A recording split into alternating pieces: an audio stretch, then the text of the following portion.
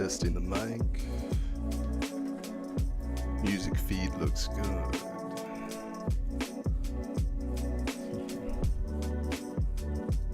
I think we're ready to go. Let's take it. A little sip of our cappuccino.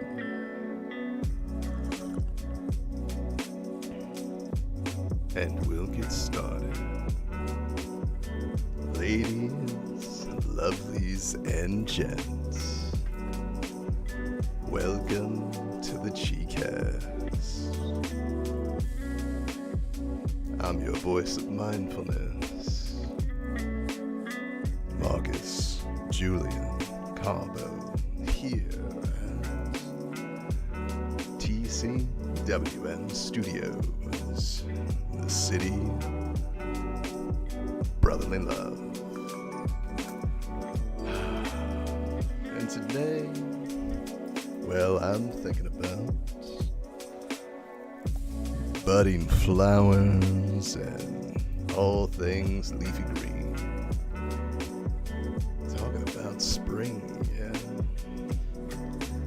What a time, what a day we had on the East Coast.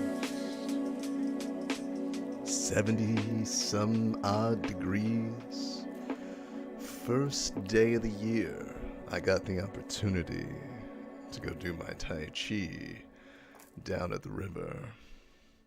And it was beautiful. The water, just a little ripple.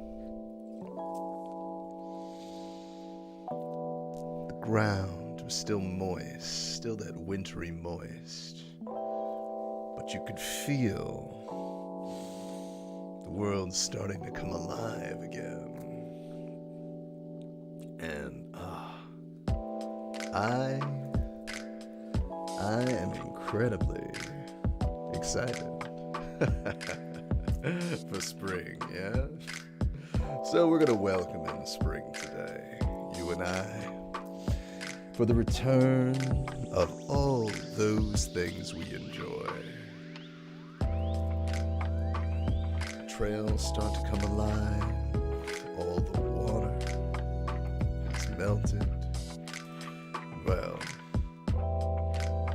the Tour de France begins not too long from now. Although that's more summer, yeah. I know for me, the cycling season really gets underway. And I'm looking to build on last year's gains, as well as see what some of the trainings I did over the course of the winter did for me. Now, the sunlight, sunlight, sunlight, sunlight. For me, the sun has been an enemy for a very, very long time. Time for a sip of chi.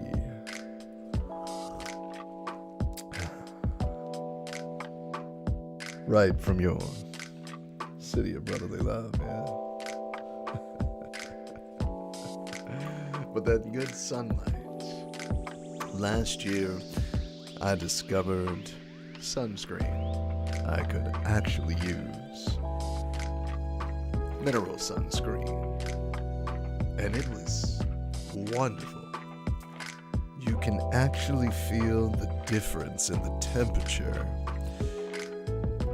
between the skin that's wearing it and the skin that's not,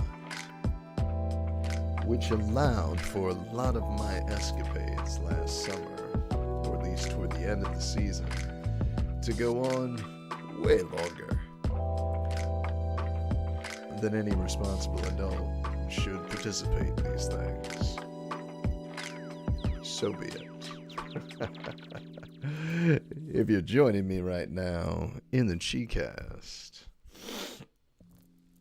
whether you're seeing it live or in the replay, let us know down in the comments where you're popping in from, And let's talk about your vibe here. What are the things that you love about spring? Other than the end of the cold, what do you look forward to in the springtime? What activities return that set you alight? Do you have a tradition? Is it time for spring cleaning? Getting all that old baggage out of the way and off your back.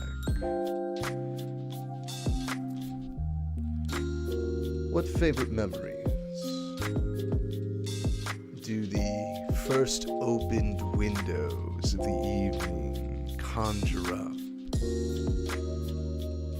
Or blankets wrapped around your shoulders, outdoors with friends? Or perhaps dewdrop misted feet? Yeah. What's that bring to mind?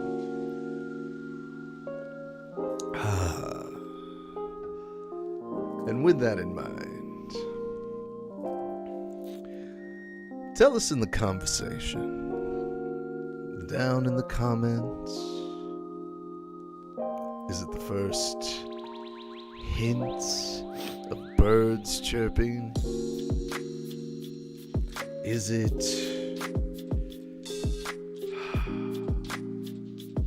that feeling of the shorts, your legs, your skin about to taste the sunlight, the warmth of the air once more? Or maybe you're somewhere that doesn't have seasons and this doesn't matter. What about you? Or perhaps you're on the other side of the world and you're slipping into fall. Let me know. You've got your own exciting thing going on down there. And it'd be interesting to hear your perspective. As one side goes spring and the other side prepares for the long winter in July. That's very northern hemisphere of me, I know. Even the Tai Chi guy has his biases. So with that in mind, whoa, we hit the wrong button there. I want to thank our patrons real quick with a special shout out over there on Patreon, helping make mindfulness for the rest of us. You can join them now for access to uninterrupted Chicasts, some soul flows, and behind-the-scene fun of psychology. And starting soon, you'll be able to sign up for live classes and me. Live classes and me? No, live classes with me. That's a typo. I guess you get me if you get to the live class, right? And if you're ready to take a real trip, a real mindful fitness adventure with me, hand in hand. Well, maybe not hand in hand. It'll be a lot of homework. But all that's going to be coming up soon. And all you have to do is head over to Patreon and give us a little follow. You can do that at www.patreon.com/withmarcus for these announcements and more following your follow. Huh? Does that make sense? No. Listen, people. I'm still new. The moment I sat in this chair, my throat dried up, and I was like, oh, I'm certainly going to miss something before we hit all these buttons. But that's okay.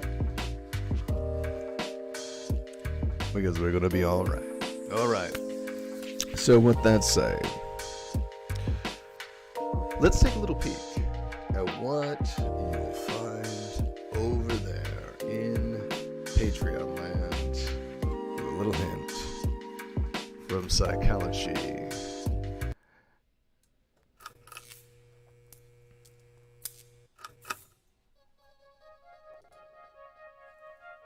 So here it is, for the Delaware here at Bristol, 10 miles up the road from the edge of Philadelphia. Headed in that direction, we're gonna intersect with the Lehigh. Yeah, here we go, 100 miles.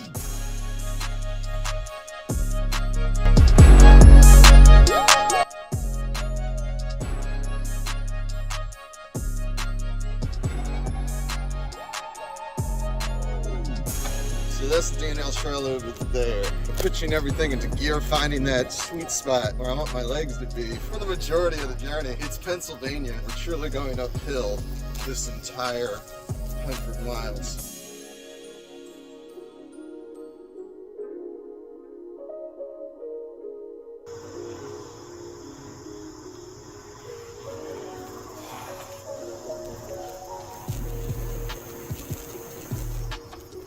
It's all mossy. That's beautiful. More leftovers from Ida.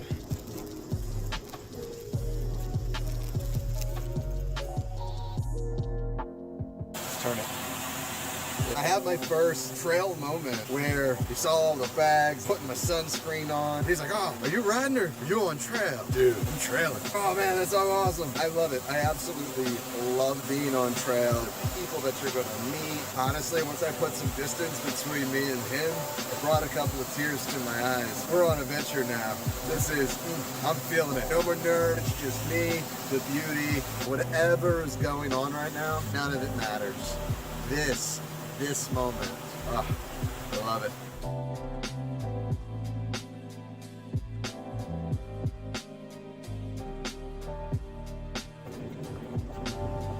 It has been quite the journey. It's all wind right now. I got lost. I had to cross back over into Jersey. The bike broke down right at Washington's Crossing. Didn't actually get to cross Delaware like old George.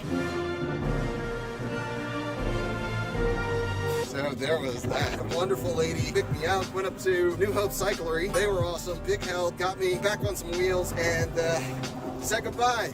Said goodbye to my old bike. Yeah, she got me here.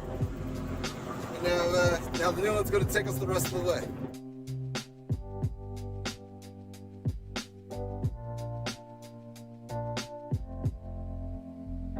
I need calories. We are at the halfway mark. It's almost 4 o'clock now. We have 2 or 3 hours of sunlight left. About 3 hours of riding time to get here. So I think we're gonna be good. Legs are warmed up. I'm feeling good. Bike is doing well. Finish this, refuel, and hit the trail. Gotta get there before sundown.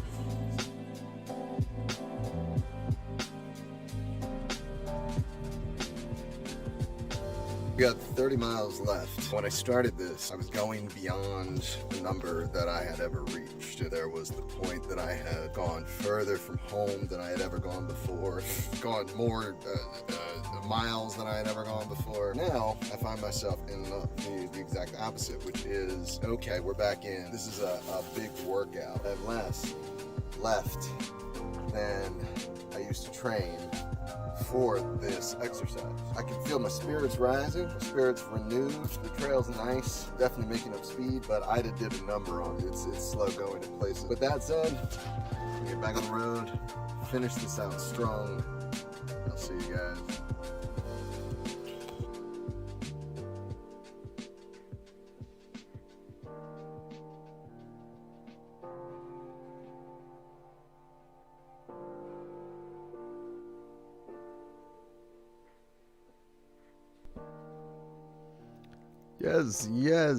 Yes. Whew.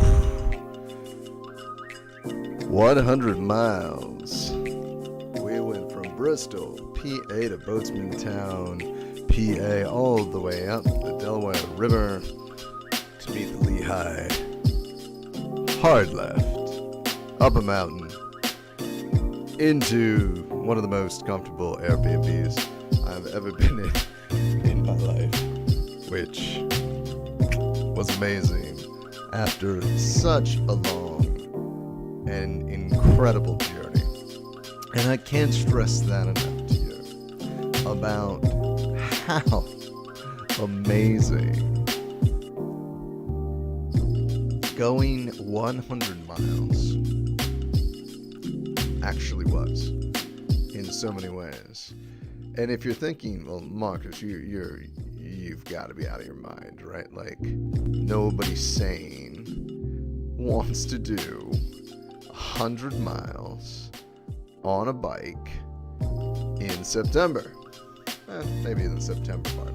But, my friend, this is where a lack of knowledge will get you into fun predicaments. Yes. So, the way I got there was actually pretty simple. Having picked up cycling several years ago, like a lot of people when the quarantine hit, man, did I hit my stride, if you will, on the bike. So there I am. I'm riding, I'm watching YouTube videos and learning the basics, learning how everything is aero. Yeah. And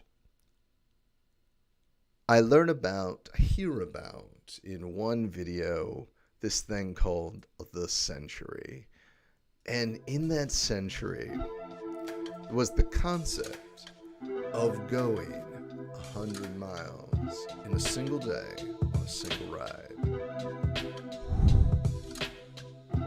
To me, this seemed insane. 100 miles. That's 10 more miles from here to New York. That's crazy. And you're going to do that on your bike as a regular person. Okay. But after a few months had gone by, what I came across was another YouTube video, how to prepare for a century. Perhaps it was, are you ready for a century? And in that it said, if you can do 33 miles, then you can probably do a century. So maybe that weekend, maybe the weekend after, I decide, kind of on a whim, to just map a trail that's going to take me 33 plus miles to get out there and back. And I think a friend of mine and I had gone out on this trail not but a week before, maybe even the same week, but we had started midway on the trail. I took off from the house, hit the trail from here, went all the way down the Pennypack. Excuse me. Ooh. All the way down the Pennypack and into the upcoming Newtown Trail Road. And it was a very long ride because I ended up getting lost on the way back. Well, I wasn't so much lost. I got curious. There was a hill. And we, when it was all said and done, I did 38, I think it was it 38 miles? It was something like 38 miles. And I said, okay, we're going to, we can do this. We can do this right now. And I think it was the end of June, maybe, early July. So I come home and I look at the calendar and I set a date. Weekend of June 10th. There's really nothing going on that weekend. And it's far enough out that I have the entire summer to condition myself for this ride, for this single ride. But turns out there was a lot more than just conditioning. A lot can go wrong on a 100-mile bike ride. Especially when you consider we were going to do it on a trail. And by we, I meant me. So I was going to do a through ride. So I was camping. I was taking all my bags. I was taking all my gear. This was going to be a fully self-supported ride all the way through, right? So during the weekdays, I started training 15 to 20 miles per ride, and that was 2 rides per weekdays, and then 1 long ride during the weekends.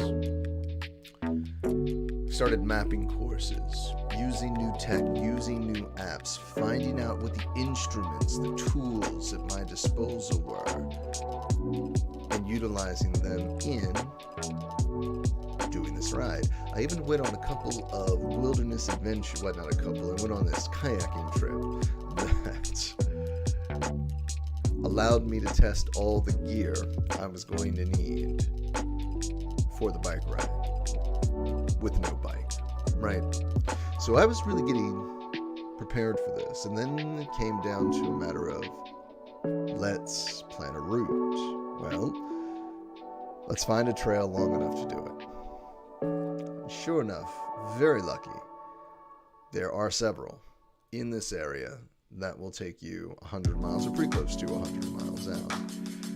And the one I chose, which would take you even further out, was the Delaware Lehigh, or the DNL rail trail. Old rail trail has been retrofitted as a walking trail. Beautiful, beautiful trail. And as we're moving all the way through, or as I'm moving all the way through, this rigorous process of booking rooms, charting weather patterns, catching elevations, and train, as well as learning the bike, learning what equipment I needed to actually better the performance of the bike, to actually push the extent that connection one needs to have with the equipment one's going to ride. And it became a much more mental exercise than physical, because conditioning can only get you so much. 100 miles there are a lot of mental games that are going to be played with you in the lead up and the follow through of said 100 miles. So there's, with every step that you take, with every point that you map, with every bike shop that you pin on your route, with every potential stop you may get a refill snack at, you find yourself becoming more committed with every piece of equipment, with every purchase, with every plan. You get to the point of D-Day, and even on that day, there was some yeetiness to it. I'm not gonna lie, there was some yeetiness to it. The night before, I packed everything up, checked the bike, and got up first thing in the morning. It's still dark out. Geared up, loaded up the bike.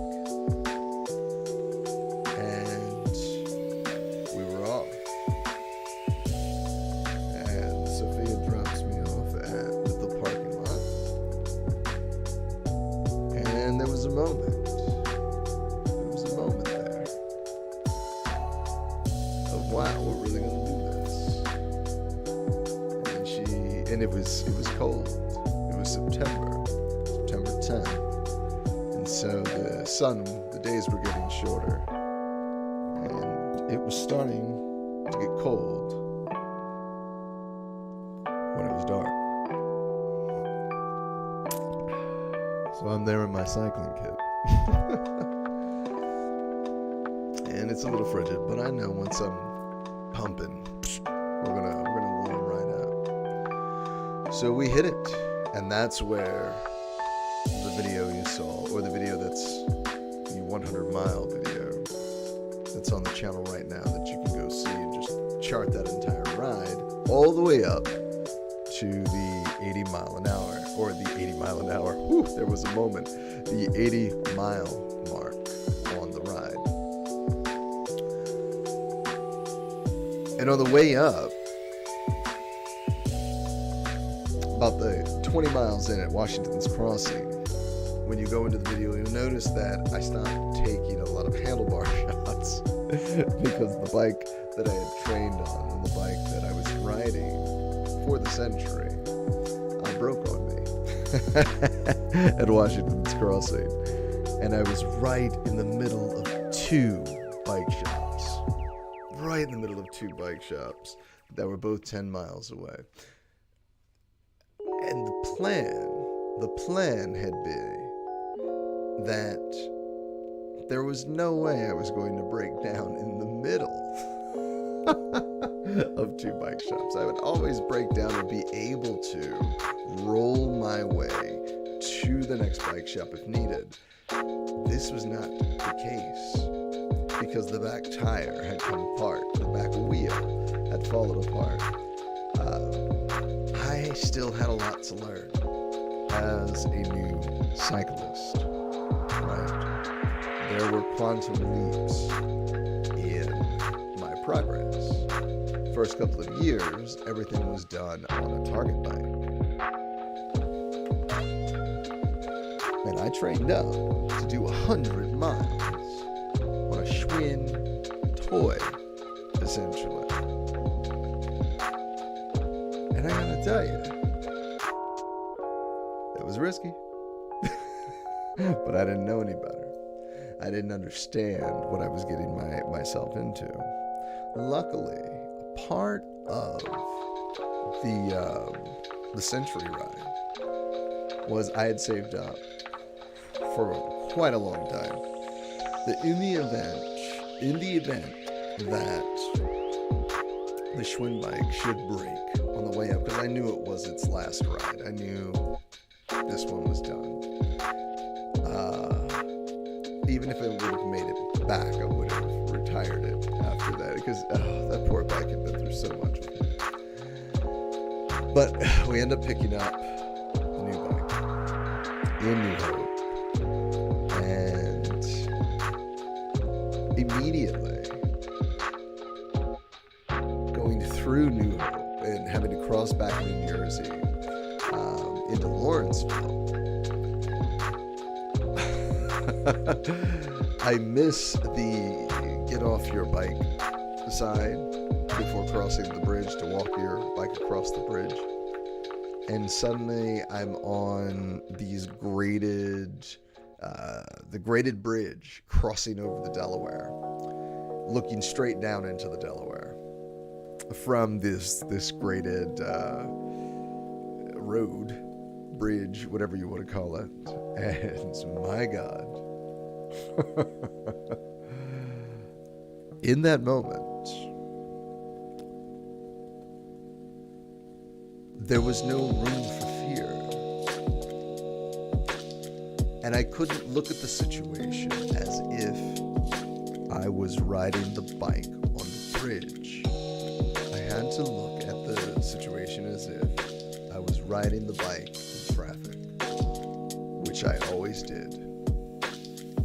And so focusing on both the road and my surroundings, my speed, and my relations to everything around. The conversation was with me to relax and let my body do the rest. Now, it was a new bike. First time I had drop handles. Had never really ridden on the hoods before. I just kept repeating to myself, you're just riding in traffic, until I got to the other side. And the officer was waiting for me. And I apologized profusely, having missed the sign. He was just happy I stopped, and I was back on my way.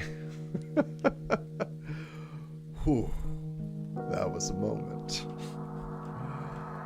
And there were many moments like that on this little journey that I took, where who I was tested. There were points where I got lost and had to pull up a map old school and retrace a road to find my way back to the trail. The bike put me behind, or the bike breaking down put me behind many, many hours, and I truly thought to give up on the mission, to give up on the exercise. After all, I didn't have to do it. It was arbitrary. But I had even left an extra day just in case something broke down. And I said to myself, if you don't, you'll always regret it. Even if you don't make it, you'll regret it. And so sure enough, as I was riding and the sun was getting super low in the sky after those pictures I took in Allentown, there was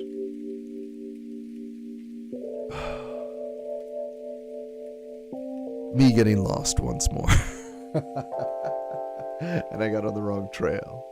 And I ended up off the bike trail and on the single trail.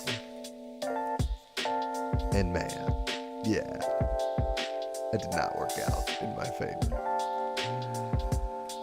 And eventually, with about, I think it was 12 miles left, I'd run out of light and I had to call it quits. And I Ubered the rest of the way up to Boatsman Town, where I met a lovely host and got to break bread with them that night and have awesome conversations. And then the next morning, I woke up and it just so happened that Sophia was leaving. So I dared myself to hightail it back. And I got all the way from Boatsman's Town, found the actual trail that I was supposed to take the night before, which would have made things way easier. I would have definitely finished as planned had I gone on the right trail. I was making great time on the way back. I made it all the way to the confluence in 3 hours. So I left Boatsman's Town a little bit after 9 and got to the confluence a little before 12. I want to say a little after 12, something like that. At which I had arrived to the point where you start going down the Delaware, and that part of the trail had been devastated by Hurricane Ida, which we had had a week prior to that. So, with 120-ish miles. I'm bad at math. I forget what it was. 125, 130 miles, something like that, in 24 hours. I called it quits with a flat tire. I rolled into Easton not only did I have a flat tire, my battery was dead because I forgot my wall cable the night before. And so I had no way of recharging any of my gear. And I was too tired to make that request of my hosts. And that's why, ladies and gentlemen, you should always stick to your plan. Which was a very, very important lesson learned in this escapade. So that is, in fact, the big question. Why do this? Why go on a 100-mile bike ride for no reason other than to do it.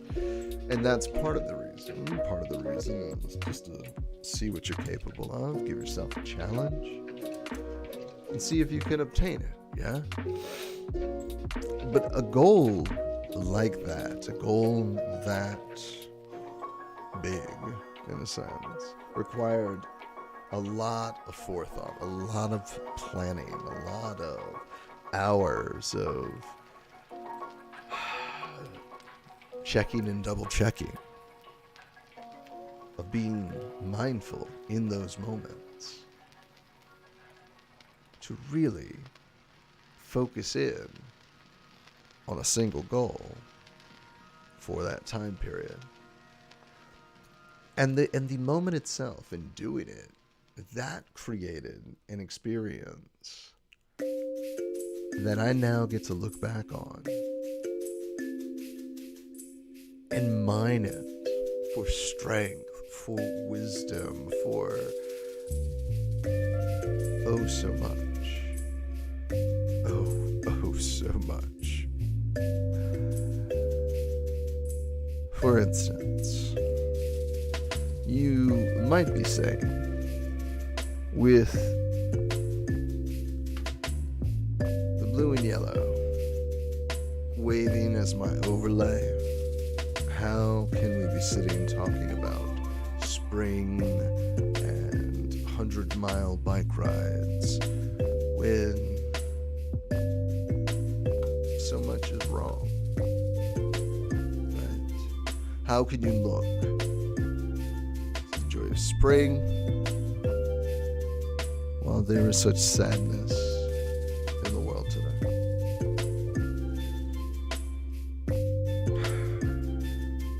And we realize in this moment that even though the travesty happens, spring still returns. Spring returns in the lands of Ukraine. Its fields, they bring forth new life, even as the battlefields try to bring death.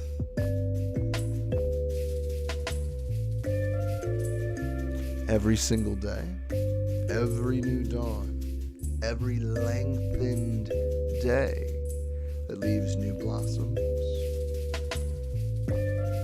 leaves the invaders a little more tired. Another day away from their homes, another day away from their families, another day wondering if they're the good guys. Yeah.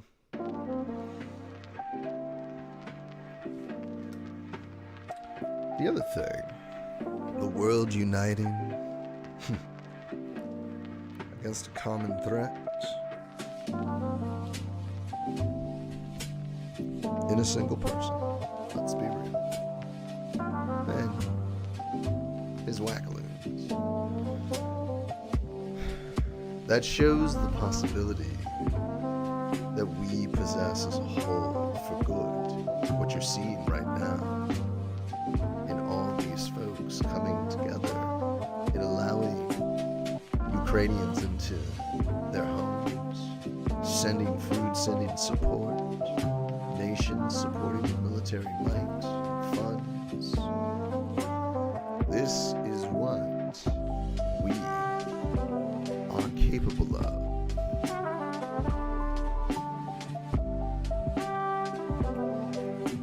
The bravery of the Ukrainians resisting.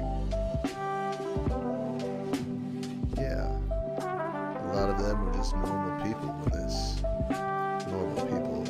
when this whole thing kicked off, and yet here they are now, defenders, warriors of their homes, of their families.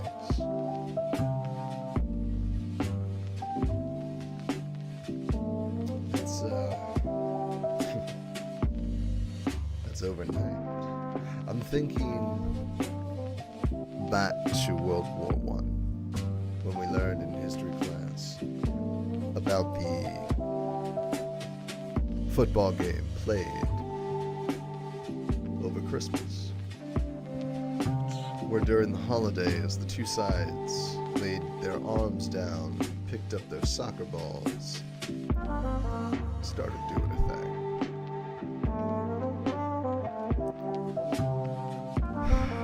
There's a self-aware moment that comes out of that.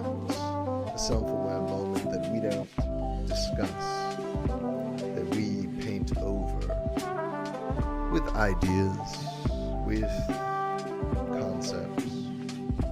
Every culture has them. Every person adopts them to some degree. And yet, I've never met two people who truly wanted to bring harm directly to the person they opposed on the battlefield. The Civil War speaks of trade between the two sides before battles. The American Civil War. World War I talks about that between the Axis and which one's that? No, the Axis, that was World War II. It's been a while, people. It has been a while. So, the people themselves recognize some of the silliness that goes on in the bigger, dare I say, illusion. We all buy into the illusions of nation states and race and these things that supposedly helps society organize itself so that we have nice things. Although no one showed me how just yet.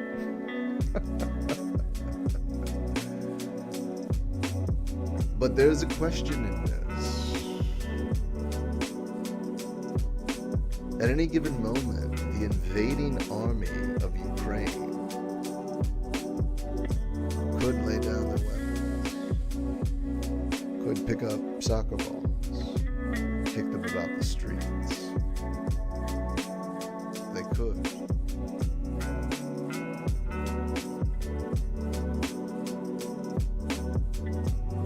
And it's important to know that that is a choice. It's important to know that these choices are always around us. Because there may come a time when you must make a choice very similar to what you are now seeing Ukrainians and Russians and all the folks over there, our families fighting each other. All those folks.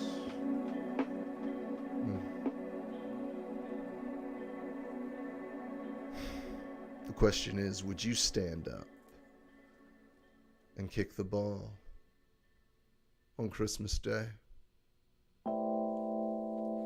Only to pick up your rifle on Boxing Day. Would that happen? Would you revert to old habits, old expectations, to appease someone else's idea of you?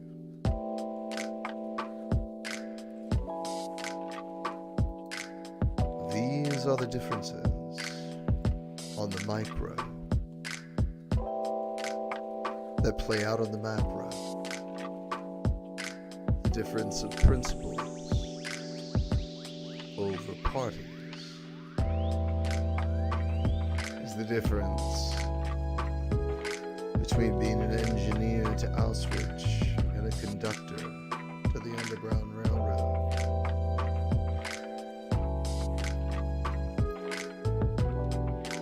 Which one do you choose?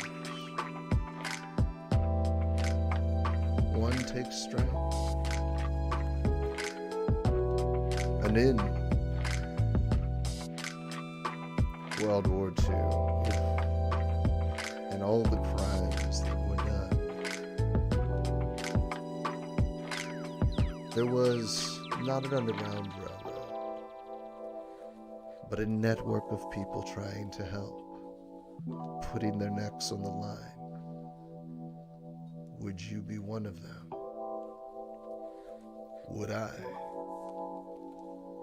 That's a question each of us can start to ask ourselves in this moment.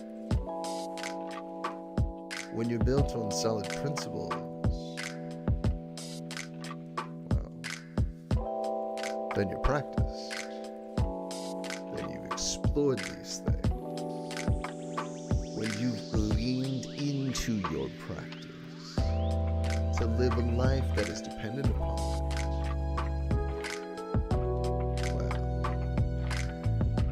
proven to yourself who you are, so that your confidence, your strength is yours and yours alone, no matter the outcome, no matter the crowd, no matter the applause or lack thereof.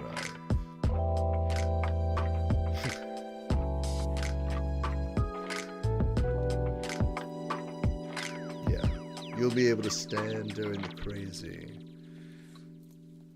and be the pillar for those who need it in that time. Why? You'll also be able to avoid being bamboozled by those who would tell you who you are. That's why. When you've proven to yourself, when you've seen what you can do, when you've tested yourself, it doesn't mean that the world is any less scary. It doesn't mean that those doubts don't still exist. But you can point to a moment, to a minute piercing of the fear in which you broke through. That's the power of 100-mile bike ride. That's the power of a sag. That's how one sees the joy for spring intermingled with the fog of war. In everything, there is beauty. If you look for it. Conflict on one level is harmony on the next. The battles within your metabolism allow the life fulfilled that you lead. And when we see something like the Ukraine, or like what's happening in Ukraine,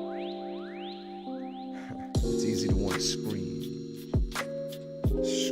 into the storm that is the injustice, that is the legitimate destruction. Needless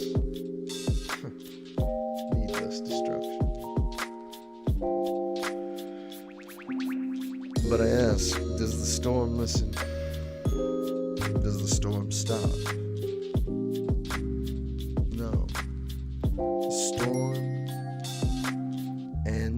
When it has expended its energy, not a moment before and not a moment after does it continue. No matter how hoarse or exposed you or I leave ourselves during it, it rages and ends in its own time. Yelling and screaming, that raging can feel good.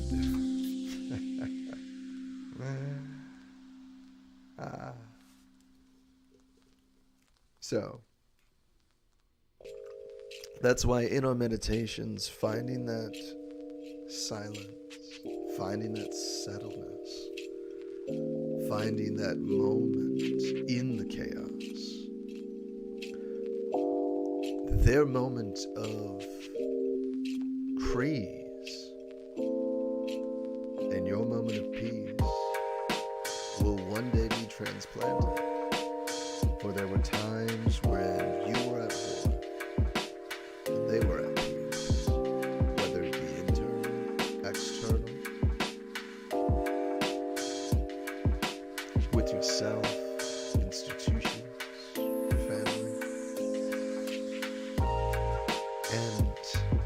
in those moments of silence, of letting all that sort of fade away,